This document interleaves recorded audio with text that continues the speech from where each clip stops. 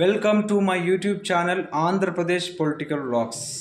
ఆంధ్రప్రదేశ్లో జగన్ గారు political entry ఇచ్చిన 2009 నుంచి స్టిల్ 2025 వరకు జగన్ గారి మీద ఎల్లో మీడియా కానీ, చంద్రబాబు నాయుడు వర్గం కానీ, రాష్ట్రాలకు అతీతంగా, పార్టీలకు అతీతంగా చంద్రబాబు నాయుడుకి సంబంధించిన వర్గం జగన్ గారి మీద విషం చిమ్ముతూనే ఉంటారు, అబద్ధాలను ప్రచారం చేస్తూనే ఉంటారు.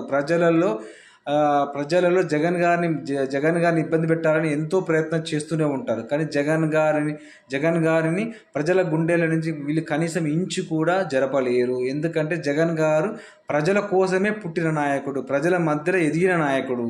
సో జగన్ని జనం నుండి వేరు చేయలేరు. జనం అంటే జగన్, జగన్ అంటే జనం. సో ఈ విష సంస్కృతి అంటే జగన్ గారి మీద విషం జిమ్మడం అనే విష సంస్కృతికి గత 15 సంవత్సరాలు చేస్తూనే ఉన్నారు. సో దానిలో భాగమే నిన్నటికి నిన్న టీవీ5 డిబేట్ మూర్తి ఒక డిబేట్ నిర్వహించిండు. దాంట్లో కాంగ్రెస్ మాజీ ఎంపీ రేణుకా చౌదరి వచ్చి ఏ మాటలు మాట్లాడింది?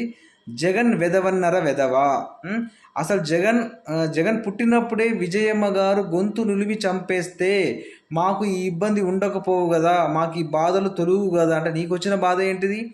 ప్రజలకు మంచి చేయడం నీకు బాధనా? ప్రజలకు సంక్షేమ అభివృద్ధి కార్యక్రమాలు అందించి ఇచ్చిన హామీలు అమలు చేయడం నీకు బాధనా? నీ బాధలు ఏంటంటే మీ యొక్క కమ్మ వర్గానికి, మీ యొక్క అమరావతి కేంద్రంగా నడిచే మీ రాజధాని సంబంధించిన వర్గానికి సంబంధించిన ఎక్కడైతే అవినీతి విషయాలని అడ్డుకట్ట వేసి ప్రజలకు మంచి చేయాలని ఆలోచనతో ఉన్నారు కాబట్టి జగన్ గారి మీద మీ యొక్క కమ్మ వర్గం అనేది విషయం జిమ్ముతుంది. సో అందులో భాగమే చంద్రబాబు నాయుడు గారు చెప్పినట్టు మీరు ఆ టీ5కి వచ్చి మాట్లాడారు. అలాంటి మాటలు మాట్లాడడం ఒక కాంగ్రెస్ మాజీ ఎంపీ స్థాయిలో ఉండి అలాంటి మాటలు మాట్లాడడం నిజంగా దుర్మార్గమైన, అసలు దురదృష్టకరమైన సంఘటన. ఎందుకంటే ఒక ఆడవాళ్ళు అయ్యుండి మాతృత్వం అంటే ఎంత గొప్ప వరం. అలాంటి వరం ఓన్లీ ఆడవాళ్ళకు మాత్రమే ఉంటుంది. సో ఏ తల్లి అయినా కూడా తనకు పుట్టిన పిల్లల్ని చంపుకోవాలని అనుకోదు. కానీ నువ్వెందుకు విజయమ్మ గారికి అలాంటి మాట అన్నావు? జగన్ గారి గురించి అంత ఘోరమైన మాట అన్నావు.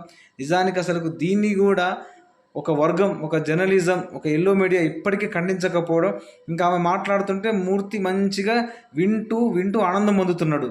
దాన్ని ఇంకా ప్రమోట్ చేస్తున్నాడు. ఇది వీళ్ళ యొక్క నీచమైన సంస్కృతి. దానికి తోడు ఇంకొక మాట ఏమన్నావు? జగన్ గారు వైఎస్ గారు చనిపోయినప్పుడు జగన్ గారు సంతకాలు సేకరించిందంట. ఒక్కసారి నువ్వు మీ యొక్క సీనియర్ లీడర్, ఒక మంచి హుందాగల వ్యక్తి మల్లు భట్టి విక్రమార్క గారు ఏం చెప్పారు? అదంతా కేవలం జగన్ గారి మీద దుష్ప్రచారం చేయించారు.